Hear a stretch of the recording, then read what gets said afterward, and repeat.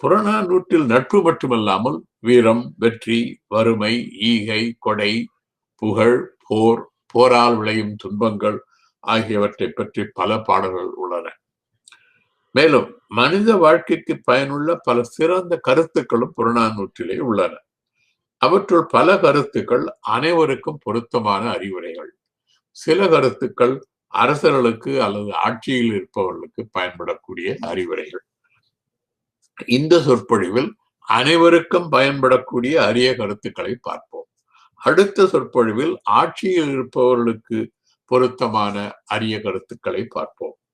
இந்த கருத்துக்களை அறிவுரைகளாகவோ அல்லது அறவுரைகளாகவோ அல்லது புறநானூற்று பொன்மொழிகளாகவோ எடுத்துக்கொள்ளலாம். புறநானூற்றில் உள்ள பல பாடல்களை இயற்றியவர்கள் புலவர்களும் பாணர்களும். இந்த புலவர்களும் பாணர்களும் மன்னர்களிடமும் வள்ளல்களிடமும் பரிசு பெறுவதற்காக பாடிய பாடல்கள் பல. ஆனால் இந்த அறிவுரைகளாக புறநானூற்று பொன்மொழிகளாக நான் கூறப்போகின்ற பாடல்கள் இயற்றியவர்கள் யாரும் எந்த மன்னரிடமும் பொன்னுக்காகவோ பொருளுக்காகவோ பாடவில்லை. மற்றும் இந்த பாடல்களை பாடியவர்கள் பலர் மன்னர்களாகவும் இருக்கிறார்கள் என்பது குறிப்பிடத்தக்கது. இந்த பொன்மொழிகளுக்கு விளக்கம் அளிக்கும் பொழுது ஆங்காங்கே அதற்கு பொருத்தமான திருக்குறட்பாக்களையும் எடுத்து கூறி விளக்க உள்ளேன். முதல் பாடல் உண்டாலம்மை உலகம் என்று தொடங்குகின்ற பாடல். பாண்டிய மன்னன் கடலுள் மாய்ந்த இளம்பெரு வழுதி என்பவன் இந்த உலகம் ஏன் இயங்கிக் கொண்டிருக்கிறது என்று சிந்தித்தான். பல நாட்கள் சிந்தித்து ஒரு முடிவுக்கு வந்தான். அந்த முடிவு என்னவென்றால், இந்த உலகத்திலே நல்லவர்கள் பண்புள்ளவர்கள் இருப்பதனாலேதான் இந்த உலகம் இயங்கிக் கொண்டிருக்கிறது என்ற முடிவுக்கு வந்தான். அப்ப நல்ல பண்புகள் என்றால் என்ன, அந்த நல்ல பண்புகள் எவை என்பதைத்தான் இந்த பாடலிலே குறிப்பிடுகிறார். இந்த பாடலிலே உள்ள பல கருத்துக்கள் திருக்குறளிலும் உள்ளன. குறிப்பாக இந்த பாடலில் விருந்தோம்பல், அன்புடைமை, மடியின்மை, ஆழ்வினை உடைமை, புகழ், ஒப்புரவறிதல், பண்புடைமை ஆகிய பல அதிகாரங்களின் மைய கருத்துகள் இந்த பாடலிலே உள்ளன. சரி, இந்த பாடலை பார்ப்போம். இந்த பாடலை பார்க்கின்ற பொழுது இந்த உண்டாலம்மை உலகம் என்ற முதல் அடி இருக்கிறதே, அது சற்று தள்ளி வைத்துவிட்டு இந்திரர் அமிர்தம் என்பதிலிருந்து ஆரம்பிப்போம். இந்திரர் அமிர்தம் ஏவதாயினும் இனிதர தமியர் உண்டலும் இலரே. இந்திர உலகத்திலே கிடைக்கக்கூடிய அமிர்தமானது கிடைத்தாலும் அது நன்றாக இருக்கிறதே, இனிமையாக இருக்கிறதே என்று அதை தான் மட்டுமே உண்ண மாட்டார்கள், மற்றவர்களோடு பகிர்ந்து கொள்வார்கள்.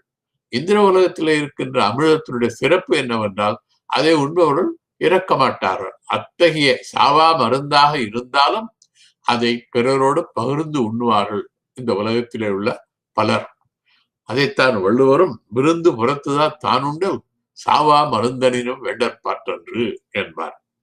அடுத்து முனிவிலர். முனிவு என்றால் அதே பாட்டு முன்னதுக்கு போகலாம். முனிவிலர், முனிவு என்றால் வெறுப்பு. யாரையும் வெறுக்க மாட்டார்கள். யாரையும் வெறுக்க மாட்டார்கள் என்றால் அனைவரிடத்திலும் அன்போடு இருப்பார்கள். இதைத்தான் வள்ளுவர் அன்பிலார் எல்லாம் தமக்குரியர், அன்புடையார் என்றும் உரியர் பிறர்க்கு. அது அன்புள்ளவர்கள் எதையும் வேண்டுமானாலும் மற்றவர்கள் கொடுப்பார்கள். தம்முடைய எலும்பை கூட கொடுப்பார்கள். எலும்பை கூட கொடுப்பார்கள் என்றால் எதையும் கொடுப்பார்கள் மற்றவர்களுக்கு என்று பொருள். அதைத்தான் இந்த மன்னனும் கூறுகிறார். அடுத்தது துஞ்சலும் இலர். துஞ்சல் என்றால் சோம்பேறித்தனம். சோம்பலின்றி உழைப்பார்கள்.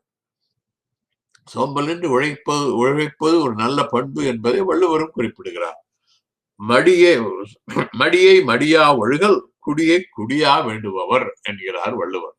அதாவது தங்கள் குடும்பத்தை, சமுதாயத்தை, நாட்டை, உலகை முன்னேற வைக்க வேண்டும், உயர்த்த வேண்டும் என்று எண்ணுபவர்கள் சோம்பேறித்தனத்தில் சோம்பல் இல்லாமல் இருப்பார்கள்.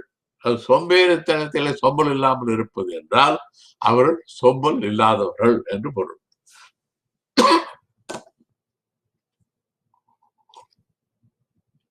அவர் சோம்பல் இல்லாமல் உழைப்பவர்கள் இந்த உலகத்தில் இருக்கிறார்கள். மற்றும் பிறர் அஞ்சுவது அஞ்சி, அதாவது எதற்கெல்லாம் அஞ்ச வேண்டுமோ அதற்கு அஞ்ச வேண்டும். அஞ்ச வேண்டாததற்கு அஞ்ச வேண்டியதில்லை. எதற்கு அஞ்ச வேண்டும் என்றால் பழிக்கு அஞ்ச வேண்டும், அவமானத்துக்குரிய செயல்களை செய்வதற்கு அஞ்ச வேண்டும், தீய செயல்களை செய்வதற்கு அஞ்ச வேண்டும். ஆகிய அத்தகைய செயல்களை செய்வதற்கு அஞ்சுவார்கள். பிறர் அஞ்சுவது அஞ்சுவார்கள். இதைத்தான் வள்ளுவரும் அஞ்சுவது அஞ்சாமை பேதமை, அஞ்சுவது அஞ்சல் அறிவார் தொழில் என்பார். அடுத்தது புகழெனின் உயிரும் கொடுக்குவர்.